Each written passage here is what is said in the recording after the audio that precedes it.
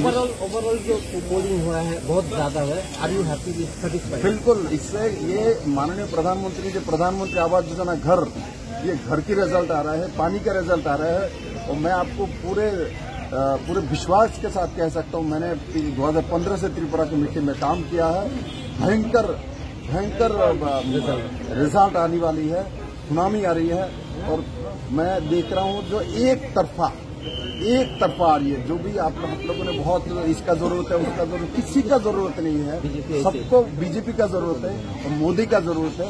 और त्रिपुरा के लोगों ने उसी दिशा में काम किया है। और 2 तारीख आप सब लोग आएंगे और आप लोगों के साथ मिलके अच्छा से होली मनाएंगे। और मैं जो लोग ऐसा करता है, मैं अभी भी उनको बोलता हूँ बंद कर दीजिए। आप लोग भी साथ डेवलपमेंट के साथ चलिए। ये हिंसा कोई रास्ता नहीं है, डेवलपमेंट रास्ता है। इसलिए मोदी जी के साथ आइए। इलेक्शन में लड़े हैं, ठीक है भाई, दोस्त है, लड़ चुके, हो गया।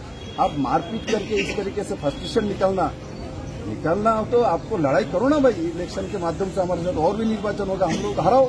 हम बैठे हैं मुकाबला करने के लिए।